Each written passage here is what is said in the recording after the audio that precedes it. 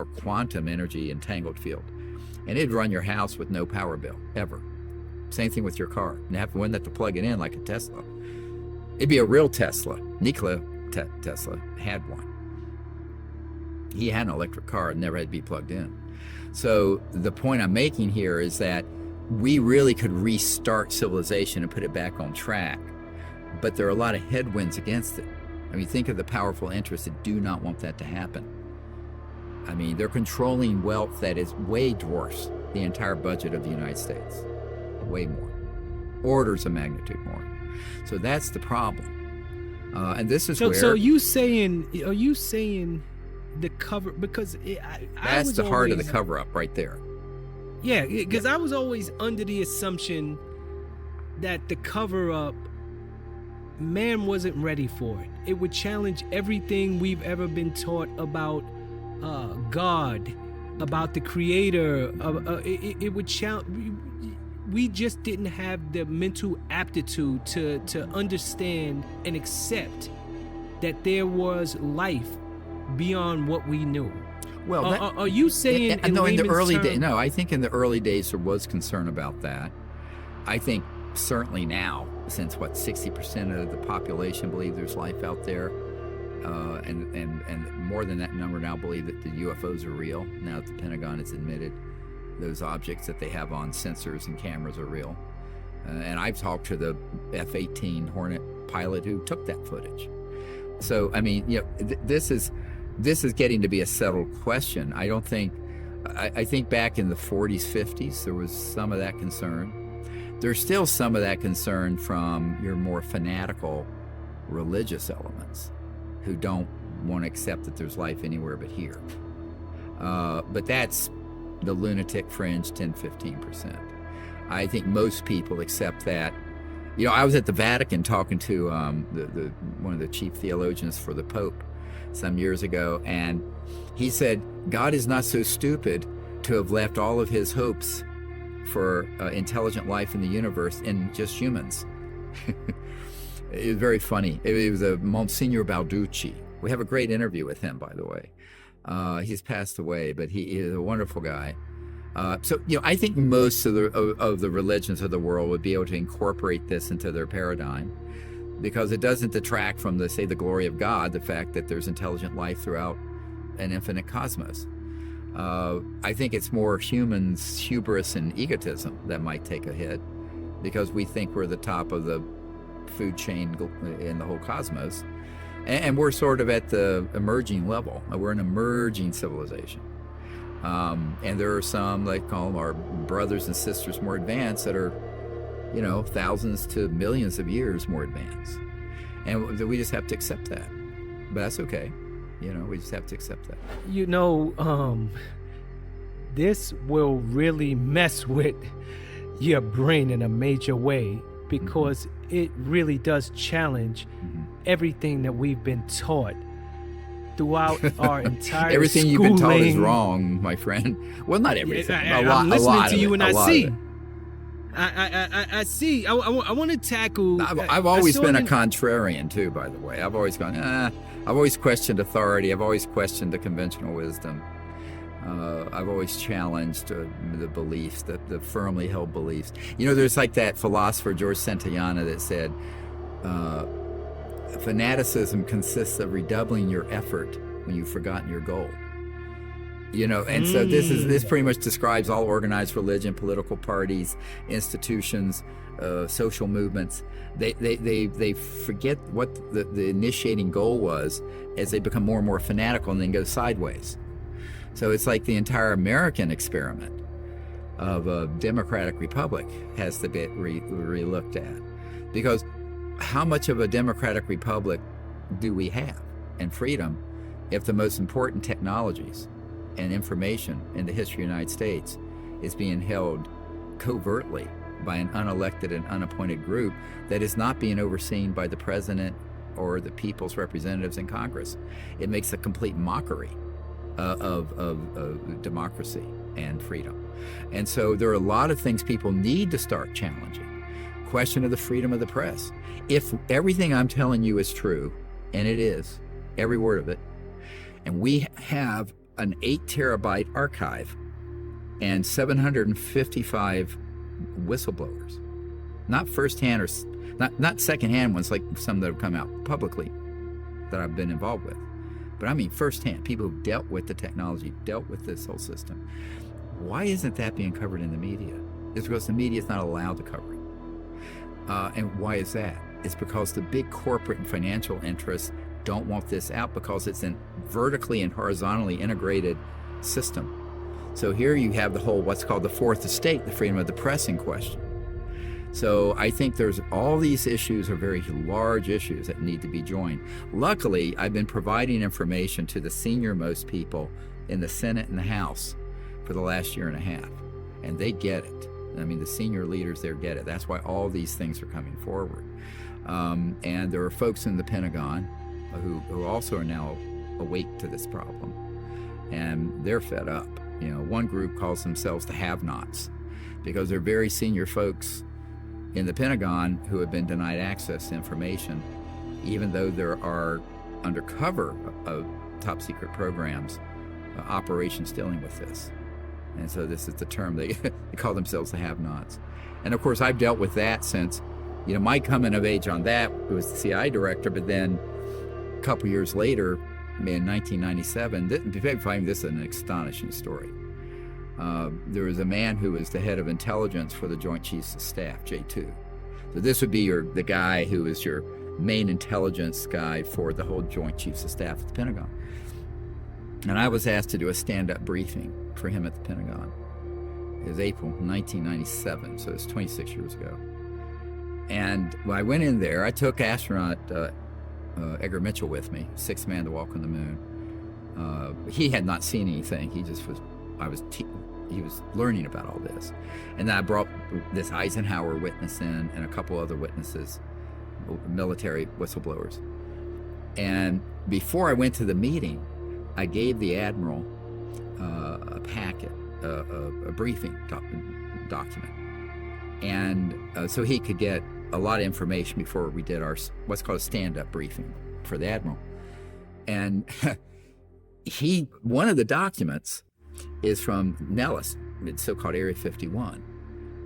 And it's from 1991. Now remember, this is 97. And it's not been declassified, but I have it. And so I put it in there, and it listed the project code names and numbers for a lot of these operations. So based on that, he made some inquiries. And here's what happened. Now this is an Admiral, J2, head of intelligence joint staff. He gets hold of one of these compartments that are dealing with this.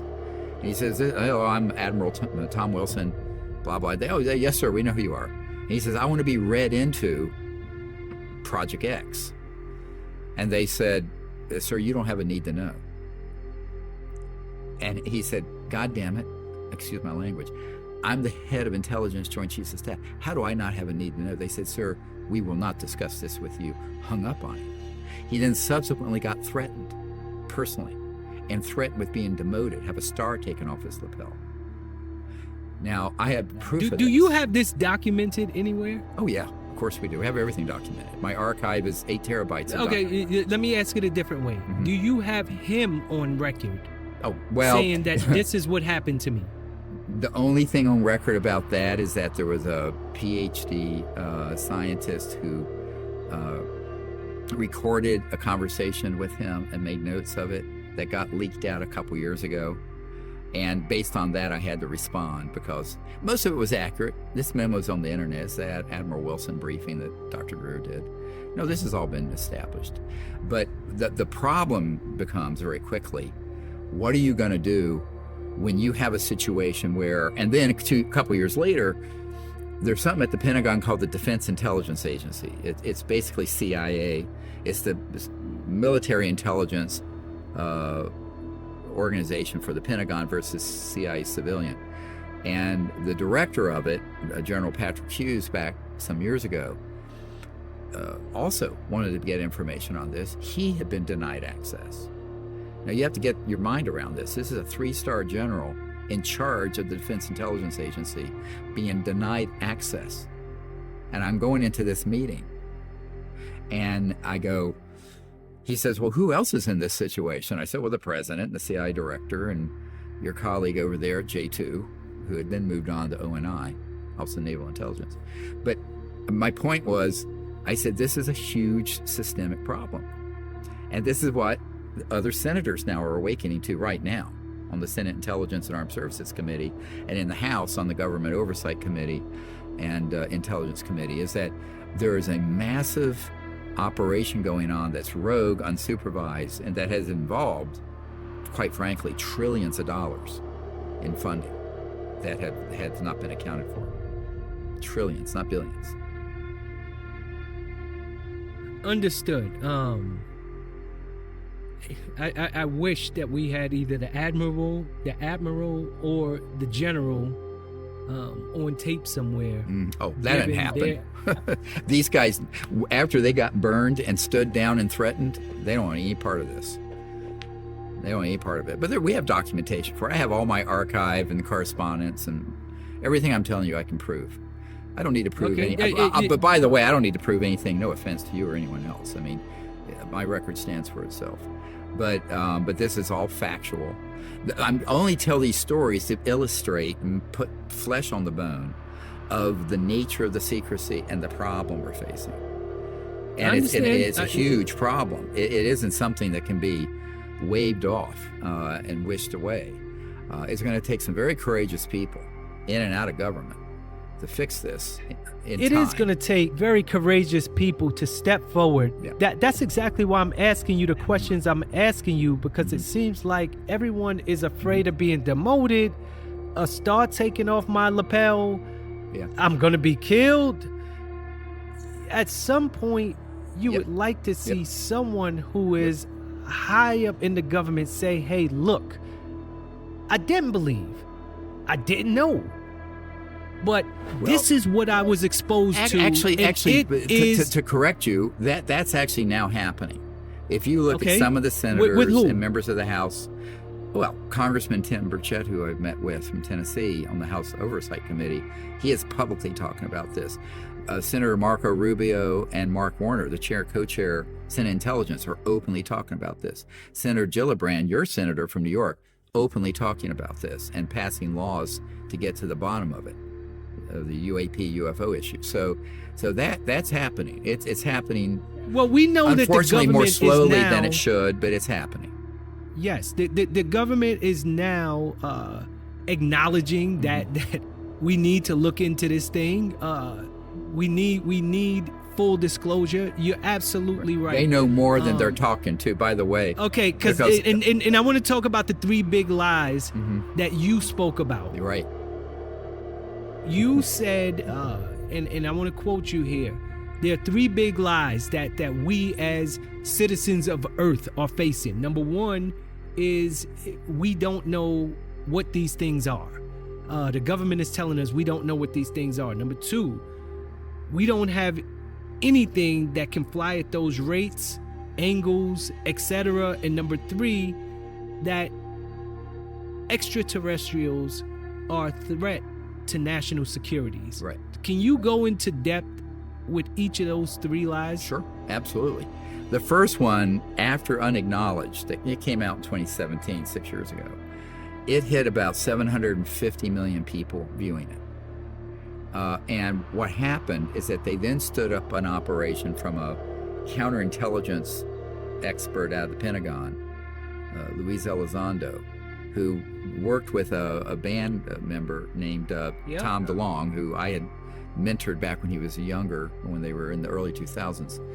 And Elizondo and that crowd stood up and started saying, yeah, well, there's something out there, and here's this footage, but we don't know what they are. Now, ironically, the footage that they were showing were from the Lockheed Skunk Works. Those were objects from the Lockheed Skunk Works. I know who worked on them. I know where they're deployed from. I know people who... Is this here in the U.S.? Yeah, that's out in the high desert out here. I have a photograph of the underground entry port for those out in the Mojave Desert. But we know where all the sites are. My list now has 145 facilities Okay, and I'm so sorry to interject, but I just want to do get know as what much they as are. I So can. that's a big lie that we don't know what these are. There are two types of UFOs: man-made, that are electrogravitic anti-gravs. The date that breakthrough happened, where we had a stable anti-grav system, was October 1954. 54, not 64, not 94. So those have begun to be experimented with and developed since the year before I was born in 1955. Now, the extraterrestrial vehicle is very different. Although they move in a similar way, they could be confused. So there are two things that are being confused as one thing. There are both extraterrestrial and man-made UAPs or UFOs. Now, until recently, the people in the government who were looking into this didn't know that. They were being gaslit or deceived by people going up there and saying, well, gee, we have no idea what these are. And one of the top investigators for the Senate who I'm working with, he'd be the equivalent of a 2 or 3 star general if he was still in the military, went out to the Lockheed Skunk Works, was shown a bunch of old antique jet aircraft. And he knew he was being gaslit and deceived. That's when they called me in. So that was in February of 2022. But they said, well, we got a problem here. We know there's something wrong with this picture. So they now know that was a big lie. The second big lie, which is of great concern, is that we don't know how these operate. Well, that's what they want everyone to believe, because if they were acknowledged, we know how these function. We'd be going, then what are we doing making solar panels and windmills when we have something that would be a box this big that would run this building 24 hours a day, rain or shine, or wind or no wind? So that's what this new documentary, The Lost Century and How to Reclaim It's about, because it's a whole century of these lost technologies. And we're having the premiere here in LA. The other issue is that these extraterrestrial civilizations are a threat. Let me assure everyone, they view us as a threat. Humans are viewed as a threat, not them. And if they were a threat, think about it. We start shooting these things down with electromagnetic systems, scalar, they're called, electromagnetic systems, in the 40s and 50s, 60s. If they were hostile, they're so far advanced with that, they just shut this whole civilization down.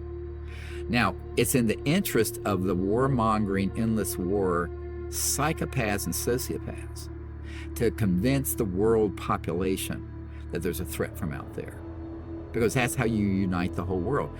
Unfortunately, poor Ronald Reagan was gaslit with this narrative. If you look at what's in Unacknowledged, our documentary, anyone can see it for free on all these sites now.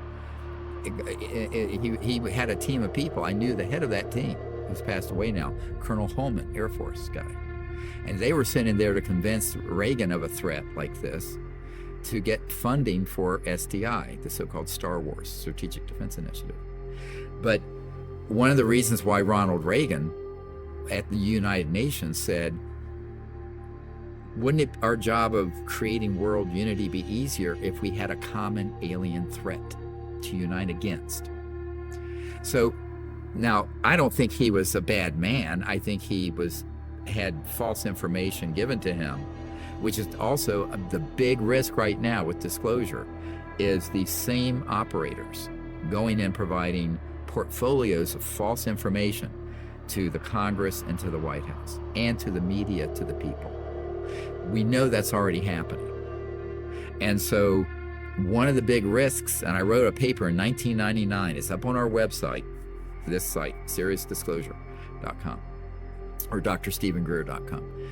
You will see that I wrote in 1999 that if this goes sideways, they're going to take the disclosure of this subject and flip it into a War of the Worlds, Independence Day, the movie thing, and create global chaos and create a situation to unite the world around some non-existing threat from outer space. Because that was always the plan.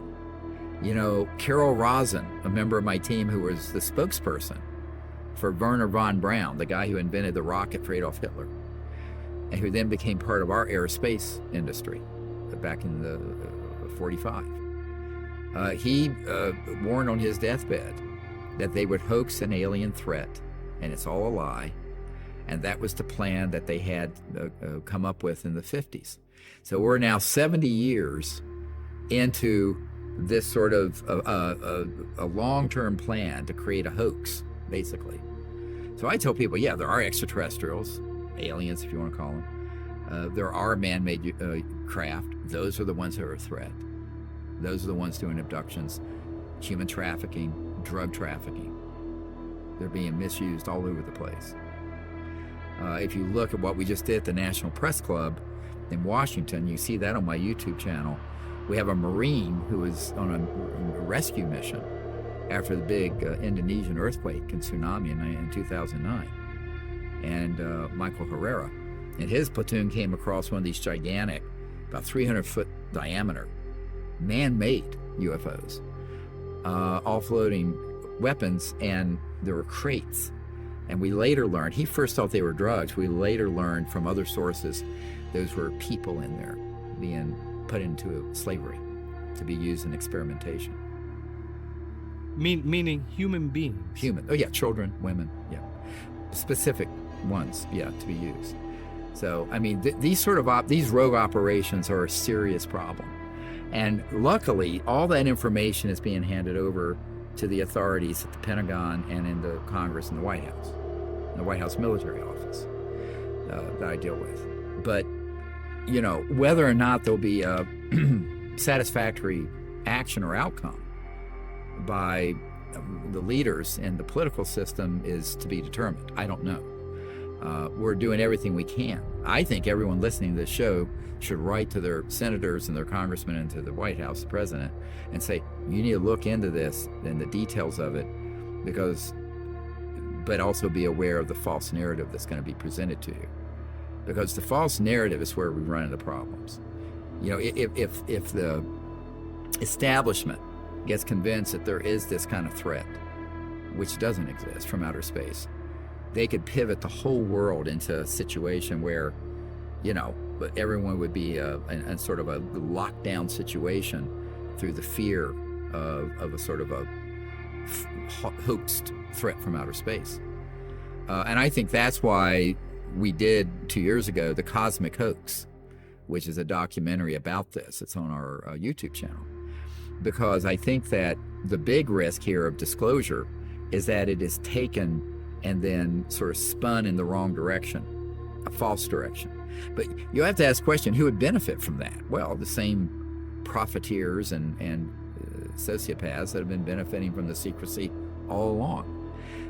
And I think this is a real problem, because I think that ultimately, if the people aren't informed, and this is what Eisenhower said, you know, he talked about beware the military-industrial complex. He was an anti-military, he's a 5-star general, a World War II hero, a 2-term Republican president. It wasn't Abby Hoffman that said that, or some hippie. It was General Eisenhower. But the reason he said that, and then he said only an informed citizenry can protect our democracy. So the question is, how do we inform the citizenry? And that's why, you know, your show is so important. Okay, so I understand, based on what you're saying, why the government and big corporations would want to keep this thing under wraps. Mm-hmm. The aliens, according to you, they are light years ahead of us in terms of technology, in terms of understanding. Right. What's their motive? Why did? Because I saw the interview with you. Go ahead. I'm sorry. That's a great question. I'm happy to answer it. I think there are multiple issues here. One, I don't think it's anything new that this planet and humans have been observed by extraterrestrial civilizations. I mean, there are cave drawings from 5,000 years ago that show a classic UFO with these life forms outside of it. There's artwork from the 1400s that demonstrate and show these objects in the sky with a beam of light coming down. There's a cave in India that has similar artwork. But I think that the modern era, let's call it the modern era where there's so much of this going on, coincided precisely with the detonation and development and then detonation of the first atomic weapons. Because when we detonate those things, what we didn't know, what Oppenheimer and Teller, all the people who worked on the Manhattan Project didn't know, there's an electromagnetic pulse that goes out, everybody's heard of, knocks out your electronics, electric grid. But there's also this scalar. Now, a scalar pulse is multiples of the speed of light. And it is in this entangled aspect of quantum physics, and it disrupts extraterrestrial travel and communications. So that got everyone's attention out there, these other star systems. And that's why every single nuclear bomb squadron, processing facility, ICBM site, et cetera, and so on, here, UK, France, Soviet Union, Russia, have had some sort of UFO surveillance because they're so concerned about this. Not only for us destroying this planet, but the risks they pose. So I think that's one of their concerns. There's a certain amount of interest in protecting life on Earth, but there's also enlightened self-interest. Secondly, I think they're concerned that the technologies we've gotten from studying these extraterrestrial vehicles that we have downed are now being turned into weapon systems targeting extraterrestrial vehicles out in space. So this technology curve, it may have gone slowly from 45 to 54. It was like this, and then it could boom. And so it's a nonlinear development of technologies covertly that aren't under the supervision of most of the Pentagon and White House and even CIA and Congress. It's in this rogue operation that tells very little of what they have, and they can use those technologies to do two dangerous things: stage a fake alien attack, sort of a false flag, which I think is imminent, frankly. And secondly, target extraterrestrial assets, which is a huge risk, right? Where at some point you have to ask the question, even though I'm quite convinced these ET civilizations are fundamentally peaceful, you don't know where is the red line. How far can you push into this and create a threat where humans are a threat before they have to intervene? But I don't think the ETs are going to just land on the White House lawn. What I think is, to be honest with you, the ETs are expecting the children of Earth to fix this problem. So I think there's an expectation that humans need to fix this, as opposed to them landing here and fixing it for us. So I think their presence has been very nuanced up till now, and it should be. I mean, think about it. We're an evolving civilization. I don't know if you have children, but it's sort of like if a child reaches the point where it's trying to toddle around, if every time it started to fall, you picked it up and wouldn't let it fall and get its leggings, that child would never walk. So humanity is at this point of emergence from the jungle to city-states to the last 100 years, sort of a technological civilization. If there was an intervention that wide and overt by other civilizations, it would actually cause our evolution to slow down and not enable us to exert our own free will, back to where we started this conversation, to create a better world and learn the lessons collectively humans need to learn, that we have to learn. So I think they're wise enough. I think if I figured this out, I'm sure they figured it out, right? So I think they understand this and they want us to be able to get this right. Now, the question is, how far can they let us muck things up? Because right now, I mean, we're screwing up the biosphere.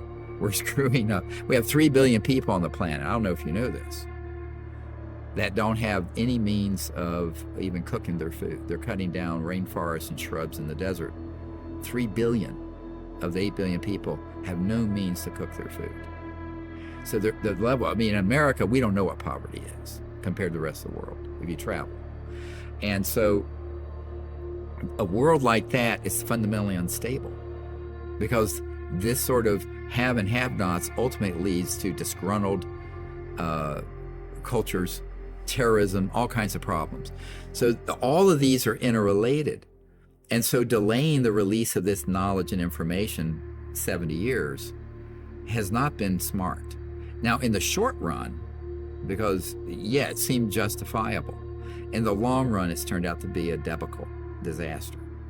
So now what we're trying to do, this is why I call this, in the lost century, there's a century of this lost evolution, technology, social evolution.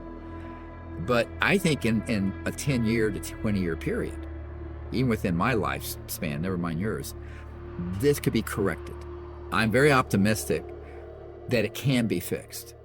I really am.